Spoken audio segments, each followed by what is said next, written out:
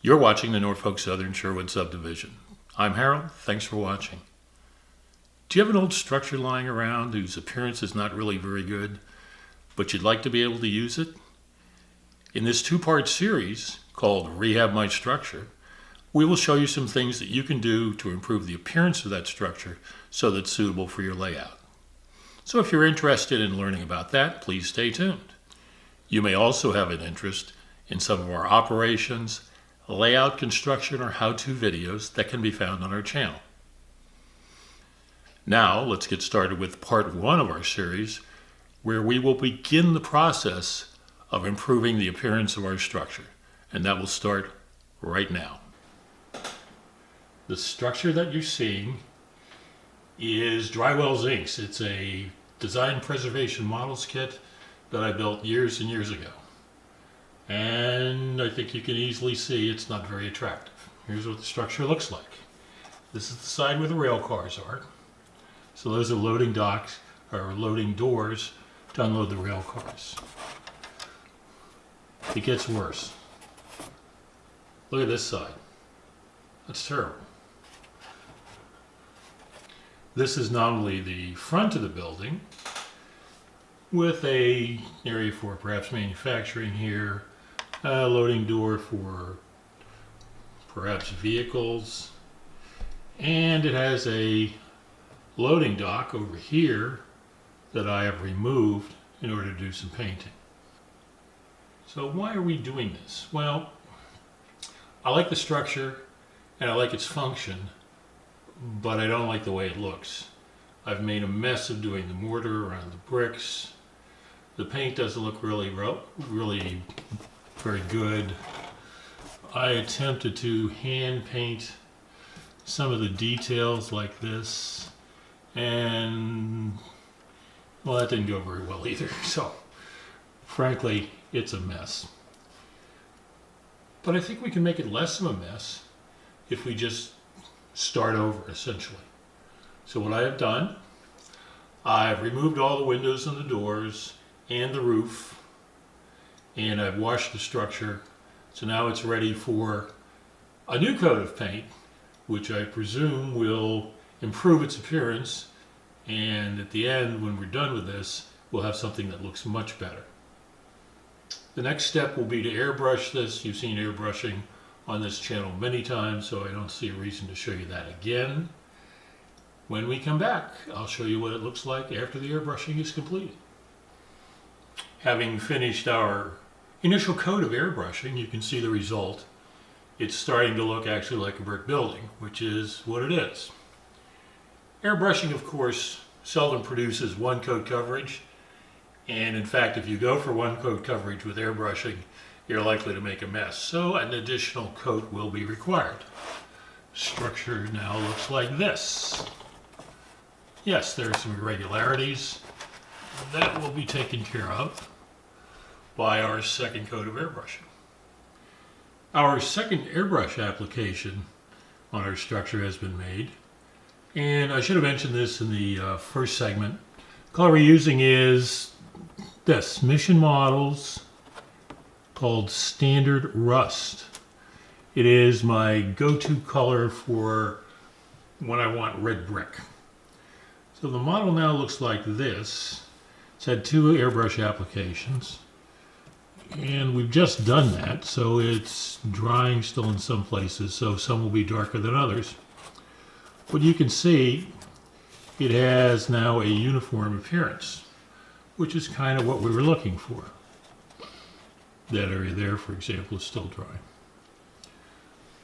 We're going to let this dry completely and then evaluate whether it needs an additional or third airbrushing, which may or may not be required.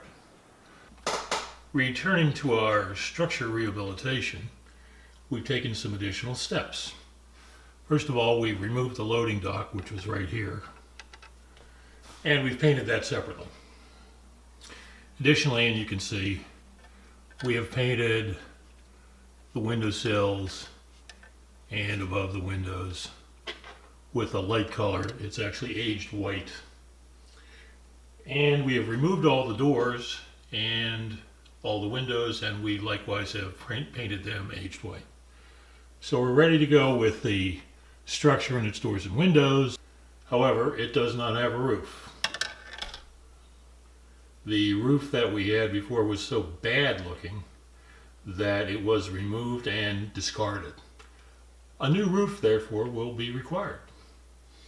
And that's what we're going to do in this segment. The ideal situation for a new roof would be we just cut out a piece of styrene that goes around the roof and glue it into place. Now, DPM kits are different. And they're different in this way. They have this little, it's a piece of styrene that you add, and there's a little lip here.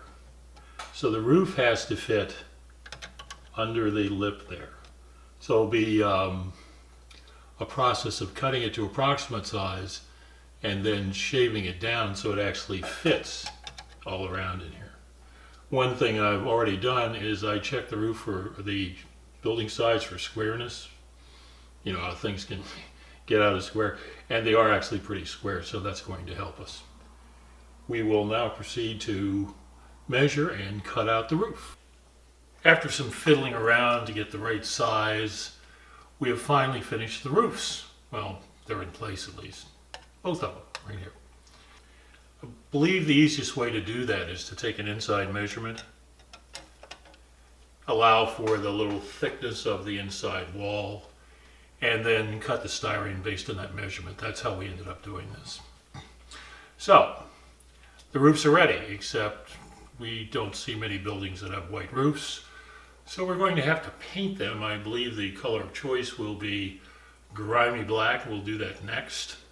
And while we're here, I had another thought. We did a lot of, while we were working on the building, we would turn it upside down or move it around, and it's got a painted surface.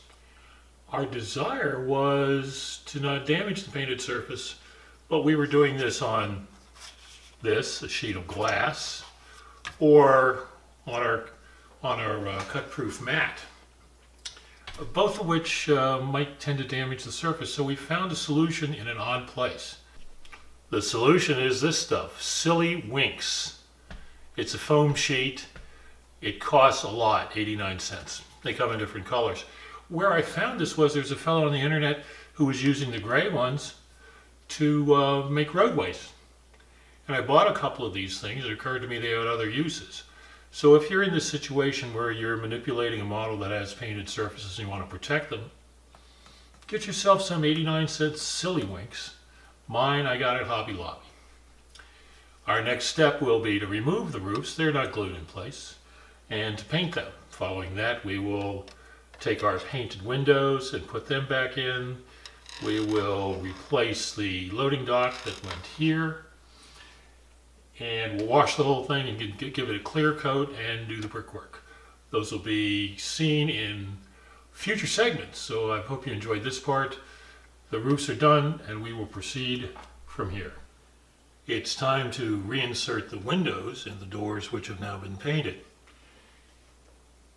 Rather than show you all of that, which is not very interesting, as I'm sure you've done that yourself, I do want to mention my favorite product for doing this. That is this product. Plastruc Bondine. And why do I like this? It eats paint. We have a painted surface on the windows and the doors, and some of the inside is painted. The edges around the openings are painted. This stuff, Plastruc Bondine, will not care about painted. And it's simple to install. We have our window in place. If I don't displace it, product comes with an applicator. If you don't like that one, you can use one of your favorite kind, and you just do that. It sets up really quickly, holds very well, and I think this is an excellent product. So if you have an application where you have painted surfaces that you're trying to glue, this is the stuff to use, Plastruc Bondine. We'll continue with windows. We're going to put the loading dock on. We already started painting the roofs. And when that's all done, we'll put this all together and wash it and clear coat it. Stay tuned. That's the end of part 1, and I think you can see from the progress already made that the structure's appearance has been improved considerably. In part 2, we will finish the structure and we will show you its completed appearance. So I hope you'll stay tuned for that.